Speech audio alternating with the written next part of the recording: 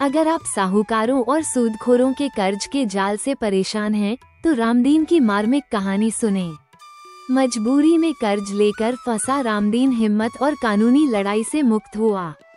ये कहानी आपको शोषण से बचने की सलाह देगी। आइए शुरू करें ये प्रेरक कहानी। उत्तर प्रदेश के एक छोटे से गांव रामपुर में रहता था रामदीन, एक मेहनती किसान। रामपुर की मिट्टी में उसकी जिंदगी बसी थी। खेतों में दिन रात मेहनत, पसीने की बूंदें और परिवार के लिए सपने, यही थी उसकी दुनिया। रामदीन की जिंदगी सादगी और मेहनत से भरी थी, लेकिन नियति ने उसके लिए कुछ और ही सोचा था। ये कहानी रामदीन की है, जो एक साहूकार के कर्ज के बोझ तले दब गया, लेकिन हार नहीं मानी। उसने अपने हक के लिए लड़ाई लड़ी और अंत में जीत हासिल की।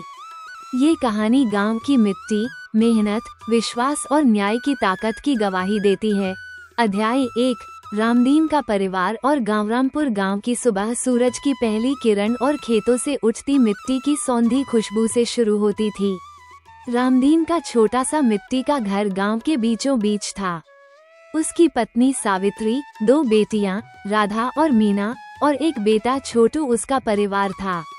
रामदीन के पास 5 बीघा खेत थे, जिनमें वह गेहूं, धान और मूंग की खेती करता था।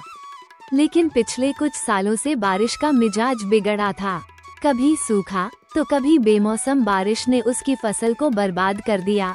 रामदीन का बेटा छोटू गांव के स्कूल में पढ़ता था और बेटियां घर के कामों में मां का हाथ बटाती थीं।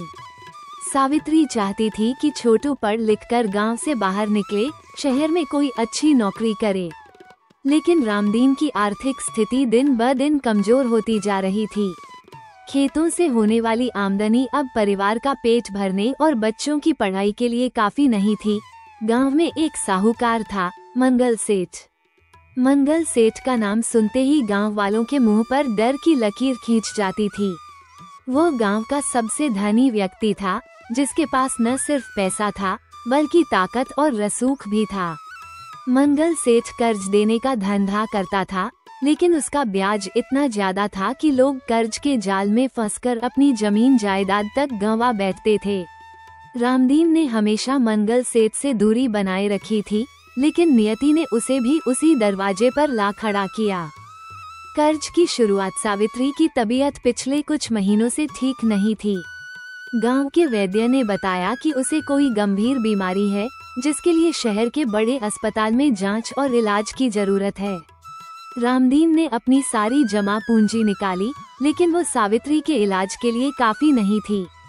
खेतों की फसल भी उस साल सूखे की भेंट चढ़ गई थी। गांव में कोई और ऐसा व्यक्ति नहीं था जो रामदीन को इतनी बड़ी रकम उधार दे सके। एक दिन सावित्री की हालत और बिगड़ गई। वो बिस्तर से उठ भी नहीं पा रही थी। राधा और मीना अपनी माँ की हालत देखकर रो रही थीं। छोटू स्कूल जाने के बजाय माँ के पास बैठा था। रामदीन का मन घबराने लगा। उसने सोचा कि अगर सावित्री को कुछ हो गया तो वह अपने बच्चों का मुंह कैसे देखेगा। मजबूरी में उसने मंगल सेठ के पास जाने का फैसला किया। रामदीन मंगल सेठ के बड़े से हवेली नुमा घर पहुंचा। मंगल सेठ अपने आंगन में हुक्का गुड़गुड़ा रहा था। उसकी आंखों में एक चालाकी और क्रूरता थी, जो रामदीन को देखते ही और गहरी हो गई। कहो रामदीन, क्या बात है? मंगल सेठ ने हुक्के का कश लेते हुए पूछा। रामदीन ने झिझकते हुए अपनी मजबूरी बताई। सेठ जी, मेरी पत्नी की तबीयत बहुत खराब है। इलाज के लिए पैसे चाहिए। अगर आप कुछ मदद कर दें तो बड़ी कृपा होगी। मंगल सेठ ने रामदीन को ऊपर से नीचे तक देखा, जैसे वो उसकी कीमत आंक रहा हो। फिर बोला, कितने पैसे चाहिए? 50,000 रुपये सेठ जी, रामदीन ने कांपती आवाज में कहा। मंगल सेठ हंसा। 50,000? ठीक है, दे दूंगा, लेकिन ब्याज देना होगा। हर महीने 5,000 रुपये। और हाँ, एक खाली चेक देना होगा, जिस पर मैं तुम्हारा नाम और रकम लिख लूं। यह मेरी गारंटी होगी। रामदीन को ब्याज की रकम सुनकर झटका लगा। 5,000 रुपये महीना, वो तो उसकी साल भर की कमाई का बड़ा हिस्सा था। लेकिन सावित्री की जान बचाने के लिए वो किसी भी शर्त को मानने को तैयार था। उसने हामी भर दी। मंगल सेठ ने अपने नौकर को बुलाया, एक खाली चेक मंगवाया और रामदीन से उस पर दस्तखत करवाए। फिर उसने 50,000 रुपये गिनकर रामदीन के हाथ में थमा दिए। रामदीन ने पैसे लेकर सावित्री को शहर के अस्पताल में भर्ती करवाया। जांच में पता चला कि उसे खून की कमी और कुछ अन्य समस्याएं हैं, जिनका इलाज लंबा चलेगा। लेकिन सही समय पर इलाज शुरू होने से सावित्री की हालत में सुधार होने लगा। रामदीन को थोड़ी राहत मिली, लेकिन उसके मन में कर्ज का बोझ और ब्याज की चिंता हावी थी। ब्याज का जाल। सावित्री की तबीयत में सुधार होने के बाद रामदीन ने खेतों में फिर से मेहनत शुरू कर दी। वो दिन रात काम करता ताकि फसल अच्छी हो और वो मंगल सेठ का ब्याज चुका सके। पहले कुछ महीनों तक उसने किसी तरह 5-5 हजार रुपये जमा करके मंगल सेठ के खाते में डाल दिए। मंगल सेठ का नौकर हर महीने रामदीन के घर आता और पैसे ले जाता, लेकिन उस साल फिर से मौसम ने धोखा दिया। बारिश ने फसल को बर्बाद कर दिया। रामदीन की सारी मेहनत पानी में बह गई। अब उसके पास न तो ब्याज देने के पैसे थे, न ही घर चलाने के। वह गांव के कुछ लोगों से उधार मांगने लगा, लेकिन मंगल सेठ का नाम सुनते ही लोग पीछे हट जाते। एक दिन मंगल सेठ खुद रामदीन के घर आ धमका। वो अपने 2 गुंडों के साथ आया था। रामदीन खेत से लौटकर अभी घर पहुंचा ही था कि मंगल सेठ ने गुस्से में चिल्लाना शुरू कर दिया, रामदीन, तेरा दिमाग खराब हो गया है? 2 महीने से ब्याज नहीं दिया। सोचता है मंगल सेठ का पैसा मुफ्त में ले जाएगा। रामदीन ने हाथ जोड़कर कहा, सेठ जी, फसल खराब हो गई। मैं कोशिश कर रहा हूँ, थोड़ा वक्त दे दीजिए। मंगल सेठ ने क्रूरता से हंसते हुए कहा, वक्त? तूने मेरा चेक साइन किया है रामदीन। मैं चाहूँ तो तुझे और तेरे परिवार को जेल में डलवा दूँ, या फिर तेरी जमीन मेरे नाम कर दे और कर्ज माफ कर दूँ। रामदीन के पैरों तले जमीन खिसक गई। उसकी जमीन ही उसकी जिंदगी थी। वो कैसे उसे मंगल सेठ के हवाले कर दे? सावित्री और बच्चे घर के अंदर से ये सब सुन रहे थे। सावित्री की आंखों में आंसू थे और बच्चे डर से सहम गए थे। मंगल सेठ ने धमकी दी, 1 हफ्ते का वक्त देता हूँ। अगर ब्याज नहीं मिला तो मैं तेरा चेक बैंक में डाल दूंगा। फिर देखता हूँ तू कहाँ जाता है। निराशा और हताशा मंगल सेठ की धमकियों ने रामदीन को तोड़ दिया। वो दिन रात चिंता में डूबा रहता, न खेतों में मन लगता, न घर में। सावित्री उसकी हालत देखकर परेशान थी। वो समझती थी कि रामदीन की चुप्पी के पीछे कितना बड़ा तूफान है। एक रात रामदीन चुपके से घर से निकला और गांव के बाहर बरगद के पेड़ के नीचे बैठ गया। उसका मन भारी था। उसे लग रहा था कि वो अपने परिवार को इस कर्ज के दलदल से नहीं निकाल पाएगा। उसने सोचा कि अगर वो इस दुनिया से चला जाए तो शायद मंगल सेठ उसके परिवार को छोड़ दे। उसने पेड़ की एक डाल पर रस्सी बांधनी शुरू की, लेकिन तभी सावित्री वहां पहुंच गई। उसने रामदीन को देखा और चीख पड़ी, रामदीन, यह क्या कर रहे हो? क्या तुम हमें छोड़कर चले जाओगे? रामदीन की आंखों में आंसू थे। उसने कहा, सावित्री, मैं थक गया हूँ। मंगल सेठ हमें जिंदा नहीं छोड़ेगा। मैं तुम्हें और बच्चों को इस दुख में नहीं देख सकता। सावित्री ने रामदीन का हाथ पकड़ा और गुस्से में कहा, तुम हार मान लोगे? ये तुम्हारा रास्ता नहीं है। हम लड़ेंगे। मंगल सेठ कितना भी ताकतवर हो, हम उसका मुकाबला करेंगे। चलो शहर चलते हैं, किसी वकील से बात करते हैं। रामदीन को सावित्री की बातों में एक नई उम्मीद नजर आई। उसने रस्सी फेंक दी और सावित्री के साथ घर लौट आया। वकील की सलाह अगले दिन रामदीन और सावित्री शहर के लिए निकल पड़े। वे एक वकील सुरेश चौधरी के पास पहुँचे, जिनका नाम गांव में सुना था। सुरेश चौधरी एक ईमानदार और मेहनती वकील थे, जो गरीबों की मदद के लिए जाने जाते थे। रामदीन ने अपनी पूरी कहानी वकील को बताई, मंगल सेठ से कर्ज लेने से लेकर उसकी धमकियों तक। उसने बताया कि उसने हर महीने ब्याज सीधे मंगल सेठ के खाते में जमा किया था और उसके पास बैंक की रसीदें भी थीं। वकील ने सारी बातें ध्यान से सुनी और फिर बोले, रामदीन, तुमने जो खाली चेक मंगल सेठ को दिया, वो उसका सबसे बड़ा हथियार है। लेकिन तुम्हारे पास ब्याज के भुगतान की रसीदें हैं और मंगल सेठ के पास ये साबित करने का कोई सबूत नहीं है कि उसने तुम्हें पैसे दिए। हम उस पर धोखाधड़ी और ब्लैकमेलिंग का केस करेंगे। रामदीन और सावित्री को पहली बार लगा कि शायद उनकी लड़ाई में कोई उम्मीद है। वकील ने उन्हें केस दायर करने की प्रक्रिया समझाई और जरूरी कागजात इकट्ठा करने को कहा। कोर्ट की लड़ाई। वकील सुरेश चौधरी ने मंगल सेठ के खिलाफ कोर्ट में केस दायर किया। मंगल सेठ को जब कोर्ट का समन मिला तो वो आग बबूला हो गया। उसने रामदीन को धमकी दी कि वो उसे और उसके परिवार को बर्बाद कर देगा, लेकिन रामदीन अब डरने वाला नहीं था। सावित्री और वकील के भरोसे ने उसे नई ताकत दी थी। कोर्ट में सुनवाई शुरू हुई। मंगल सेठ ने दावा किया कि रामदीन ने उससे 50,000 रुपये उधार लिए थे और चेक साइन करके दिए थे। उसने चेक को कोर्ट में पेश किया, लेकिन जब वकील सुरेश चौधरी ने मंगल सेठ से पूछा कि क्या उसके पास पैसे देने का कोई सबूत है, तो मंगल सेठ के पास कोई जवाब नहीं था। उसने कहा कि उसने नकद पैसे दिए थे, लेकिन उसके पास कोई रसीद या गवाह नहीं था। दूसरी तरफ रामदीन ने बैंक की रसीदें पेश की, जिनमें साफ दिख रहा था कि उसने हर महीने मंगल सेठ के खाते में 5,000 रुपये जमा किए थे। वकील ने कोर्ट को बताया कि मंगल सेठ ने रामदीन को ब्लैकमेल करने के लिए खाली चेक का इस्तेमाल किया और उससे गैरकानूनी ब्याज वसूला। जज ने सारे सबूतों को ध्यान से देखा। मंगल सेठ की सारी चालाकी कोर्ट में बेनकाब हो गई। जज ने फैसला सुनाया कि मंगल सेठ ने रामदीन के साथ धोखाधड़ी की और उसे ब्लैकमेल किया। मंगल सेठ को 3 साल की सजा और रामदीन को दिए गए सारे पैसे वापस करने का आदेश दिया गया। जीत और नई शुरुआत। कोर्ट का फैसला सुनते ही रामदीन और सावित्री की आंखों में आंसू आ गए। यह उनकी मेहनत, हिम्मत और विश्वास की जीत थी। गांव में ये खबर आग की तरह फैल गई। मंगल सेठ को जेल जाते देख गांव वालों ने राहत की सांस ली।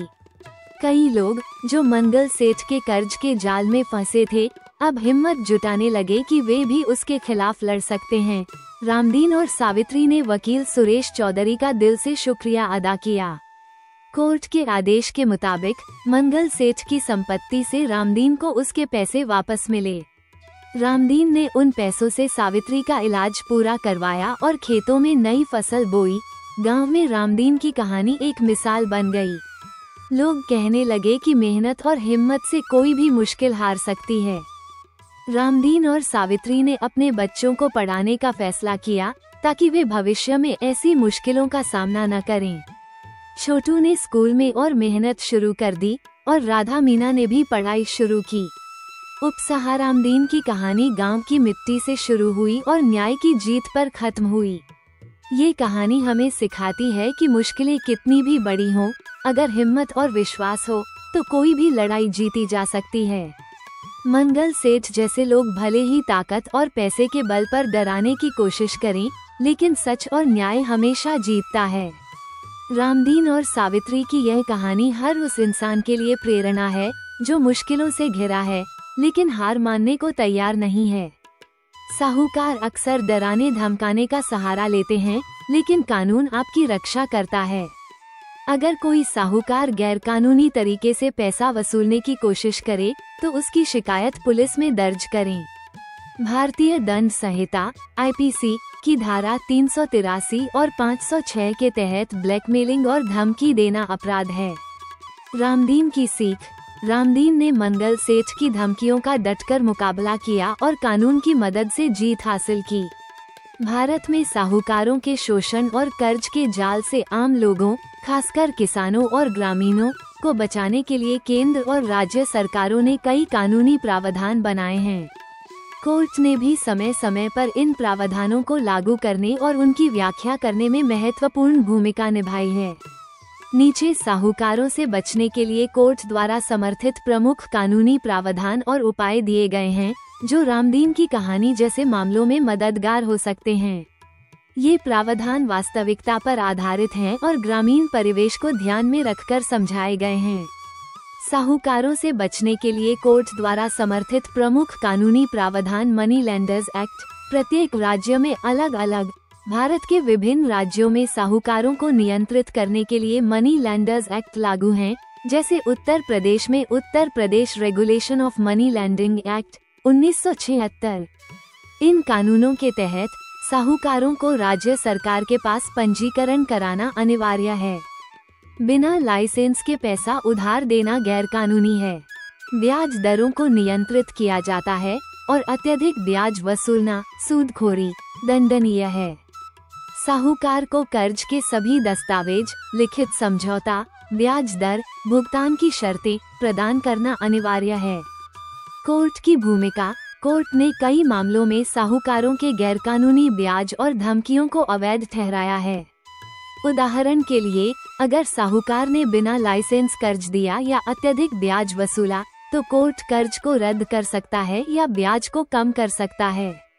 रामदीन जैसे मामले में कोर्ट ने मंगल सेठ के खाली चेक के दुरुपयोग को धोखाधड़ी माना, जो इस कानून के तहत दंडनीय है।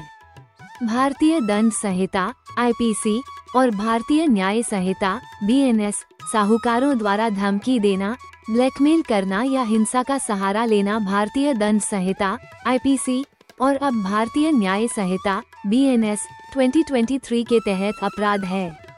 प्रमुख धाराएं: IPC धारा 383 और BNS धारा 351। 1. ब्लैकमेलिंग या जबरन वसूली। अगर साहूकार धमकी देकर पैसा वसूलता है तो यह अपराध है, जिसमें 7 साल तक की सजा हो सकती है। IPC धारा 506 और BNS धारा 351। 2. आपराधिक धमकी देना। मंगल सेठ जैसे साहूकार जो घर पर आकर डराते धमकाते हैं, उनके खिलाफ ये धारा लागू हो सकती है, जिसमें 7 साल तक की सजा का प्रावधान है। कोर्ट की भूमिका। कोर्ट ने कई मामलों में साहूकारों की धमकियों को गंभीरता से लिया है। उदाहरण के लिए, सुप्रीम कोर्ट ने स्टेट ऑफ महाराष्ट्र वी.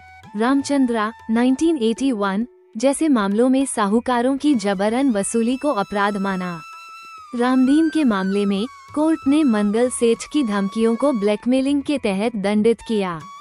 ऋण वसूली अधिनियम (डेट रिकवरी लॉज) साहूकारों द्वारा गैरकानूनी तरीके से कर्ज वसूलने के खिलाफ ऋण वसूली अधिकरण (डेट रिकवरी ट्राइब्यूनल्स DRT) की स्थापना की गई है।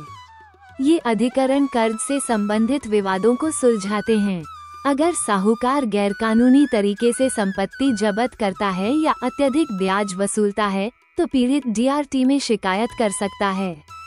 कोर्ट की भूमिका। कोर्ट ने DRT के फैसलों को लागू करने और साहूकारों के गैरकानूनी कृत्यों को रोकने में मदद की है। सुप्रीम कोर्ट ने हर्षाद गोवर्धन वी. LIC 2006 जैसे मामलों में ये स्पष्ट किया कि गैरकानूनी ब्याज वसूली को कोर्ट में चुनौती दी जा सकती है। लोक अदालत और विधिक सेवा प्राधिकरण अधिनियम 1987 लोक अदालत साहूकारों से संबंधित विवादों को सुलझाने का एक प्रभावी और सस्ता तरीका है। विधिक सेवा प्राधिकरण अधिनियम 1987 के तहत गरीब और कमजोर वर्ग के लोग मुफ्त कानूनी सहायता प्राप्त कर सकते हैं। जिला विधिक सेवा प्राधिकरण DLSA साहूकारों के खिलाफ शिकायत दर्ज करने और मुफ्त वकील प्रदान करने में मदद करता है। लोक अदालत में कर्ज से संबंधित विवादों को आपसी सहमति से सुलझाया जाता है और इसका फैसला अंतिम और बाध्यकारी होता है। कोर्ट की भूमिका। सुप्रीम कोर्ट और हाई कोर्ट ने लोक अदालतों को प्रोत्साहित किया है ताकि गरीब लोग बिना महंगे मुकदमों के न्याय प्राप्त कर सकें। रामदीन जैसे लोग DLSA के जरिए वकील की मदद ले सकते हैं, जैसा कि उन्होंने वकील सुरेश चौधरी से किया। कंज्यूमर प्रोटेक्शन एक्ट 2019 अगर साहूकार गैरकानूनी तरीके से कर्ज देता है या अनुचित व्यापार प्रथाओं जैसे अत्यधिक ब्याज या धमकी का सहारा लेता है, तो इसे कंज्यूमर प्रोटेक्शन एक्ट 2019 के तहत उपभोक्ता अदालत में चुनौती दी जा सकती है। उपभोक्ता अदालतें साहूकारों के खिलाफ तेजी से सुनवाई करती हैं और पीड़ित को मुआवजा दिला सकती हैं। कोर्ट की भूमिका। कोर्ट ने कई मामलों में साहूकारों की अनुचित प्रथाओं को उपभोक्ता अधिकारों का उल्लंघन माना है। उदाहरण के लिए, RBI वी. सहारा इंडिया 2013 में सुप्रीम कोर्ट ने अनियमित वित्तीय प्रथाओं को रोकने के लिए सख्त निर्देश दिए। संविधान के अनुच्छेद 21 और 14 भारत का संविधान साहूकारों के शोषण से बचाने के लिए मौलिक अधिकार प्रदान करता है। अनुच्छेद 21 जीवन और व्यक्तिगत स्वतंत्रता का अधिकार। साहूकारों की धमकियां और शोषण इस अधिकार का उल्लंघन है। अनुच्छेद 14 कानून के समक्ष समानता। साहूकारों द्वारा गरीबों का शोषण इस सिद्धांत के खिलाफ है। कोर्ट की भूमिका। सुप्रीम कोर्ट ने बंधुआ Mukti Morcha v. Union of India 1984 जैसे मामलों में ये स्पष्ट किया कि शोषण और गुलामी जैसे कर्ज के कारण बंधुआ मजदूरी संविधान का उल्लंघन है। कोर्ट ने साहूकारों के खिलाफ सख्त कार्रवाई के निर्देश दिए। सूदखोरी विरोधी कानून यूजरी लॉज। कई राज्यों में सूदखोरी विरोधी कानून हैं जो अत्यधिक ब्याज दरों को प्रतिबंधित करते हैं। उदाहरण के लिए लोक अदालत और विधिक सेवा प्राधिकरण अधिनियम 1987। लोक अदालत साहूकारों से संबंधित विवादों को सुलझाने का एक प्रभावी और सस्ता तरीका है। विधिक सेवा प्राधिकरण अधिनियम 1987 के तहत गरीब और कमजोर वर्ग के लोग मुफ्त कानूनी सहायता प्राप्त कर सकते हैं। जिला विधिक सेवा प्राधिकरण DLSA साहूकारों के खिलाफ शिकायत दर्ज करने और मुफ्त वकील प्रदान करने में मदद करता है। लोक अदालत में कर्ज से संबंधित विवादों को आपसी सहमति से सुलझाया जाता है और इसका फैसला अंतिम और बाध्यकारी होता है। कोर्ट की भूमिका। सुप्रीम कोर्ट और हाई कोर्ट ने लोक अदालतों को प्रोत्साहित किया है ताकि गरीब लोग बिना महंगे मुकदमों के न्याय प्राप्त कर सकें। रामदीन जैसे लोग DLSA के जरिए वकील की मदद ले सकते हैं, जैसा कि उन्होंने वकील सुरेश चौधरी से किया। कंज्यूमर प्रोटेक्शन एक्ट 2019 अगर साहूकार गैरकानूनी तरीके से कर्ज देता है या अनुचित व्यापार प्रथाओं जैसे अत्यधिक ब्याज या धमकी का सहारा लेता है तो इसे कंज्यूमर प्रोटेक्शन एक्ट 2019 के तहत उपभोक्ता अदालत में चुनौती दी जा सकती है।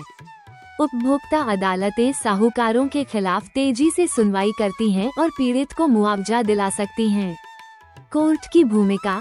कोर्ट ने कई मामलों में साहूकारों की अनुचित प्रथाओं को उपभोक्ता अधिकारों का उल्लंघन माना है। उदाहरण के लिए RBI वी. सहारा इंडिया 2013 में सुप्रीम कोर्ट ने अनियमित वित्तीय प्रथाओं को रोकने के लिए सख्त निर्देश दिए। संविधान के अनुच्छेद 21 और 14 भारत का संविधान साहूकारों के शोषण से बचाने के लिए मौलिक अधिकार प्रदान करता है। अनुच्छेद 21 जीवन और व्यक्तिगत स्वतंत्रता का अधिकार।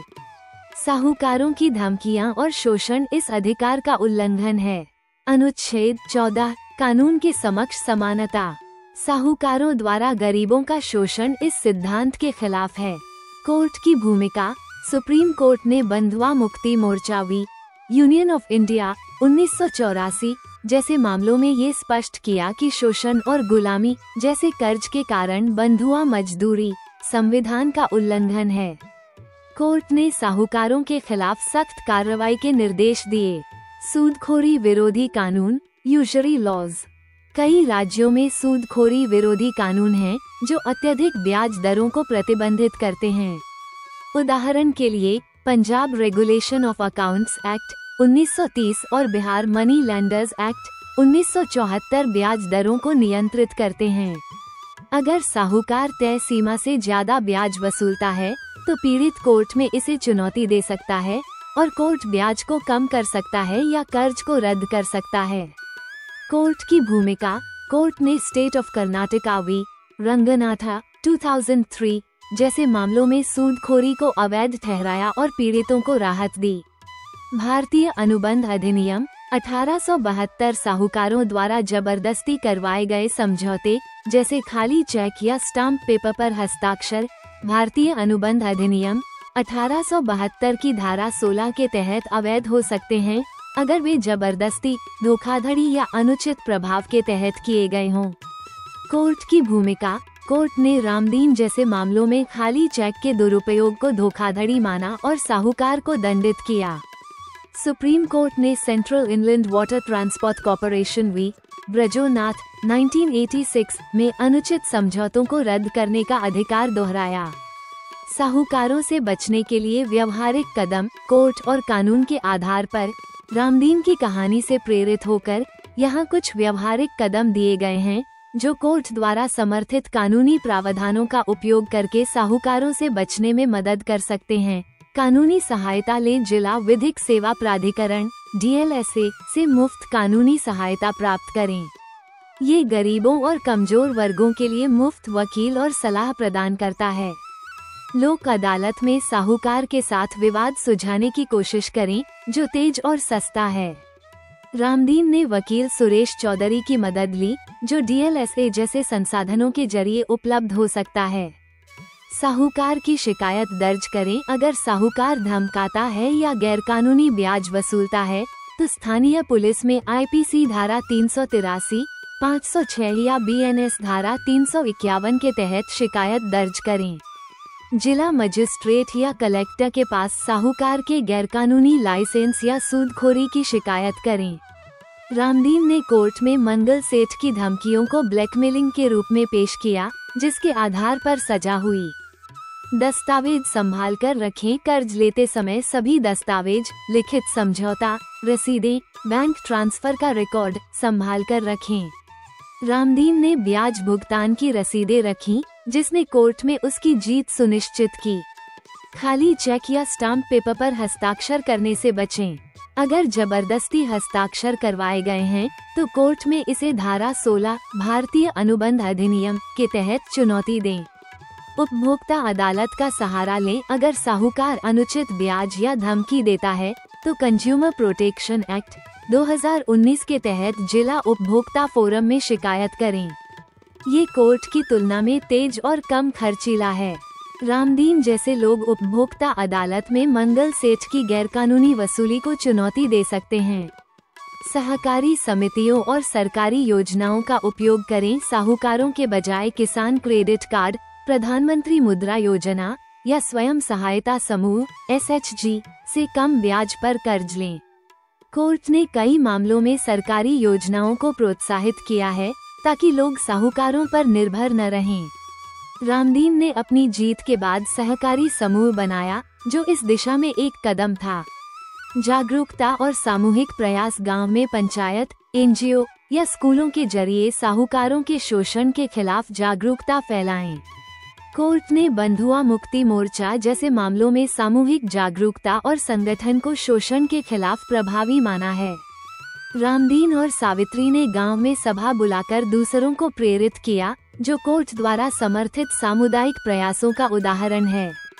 कोर्ट की भूमिका और उदाहरण। सुप्रीम कोर्ट और हाई कोर्ट। सुप्रीम कोर्ट ने State of Maharashtra v. Ramachandra 1981 और Bandhua Mukti Morcha v. Union of India 1984 जैसे मामलों में साहूकारों के शोषण को मौलिक अधिकारों का उल्लंघन माना और सख्त कार्रवाई के निर्देश दिए। लोक अदालत। सुप्रीम कोर्ट ने विधिक सेवा प्राधिकरण अधिनियम 1987 के तहत लोक अदालतों को प्रोत्साहित किया, जो साहूकारों के विवादों को सुलझाने में प्रभावी हैं। उपभोक्ता अदालतें। सुप्रीम कोर्ट ने RBI वी. सहारा इंडिया 2013 में अनियमित वित्तीय प्रथाओं को रोकने के लिए उपभोक्ता अदालतों को शक्तिशाली बनाया। रामदीन की कहानी में मंगल सेठ ने खाली चेक का दुरुपयोग किया और धमकियां दी, जो IPC धारा 383, 506 और भारतीय अनुबंध अधिनियम की धारा 16 के तहत अवैध था। कोर्ट ने मंगल सेठ को धोखाधड़ी और ब्लैकमेलिंग के लिए दंडित किया, क्योंकि रामदीन के पास ब्याज भुगतान की रसीदें थीं और मंगल सेठ पैसे देने का सबूत नहीं दे सका। ये दिखाता है कि कोर्ट सही सबूतों और कानूनी प्रावधानों के आधार पर पीड़ितों को न्याय दिला सकता है।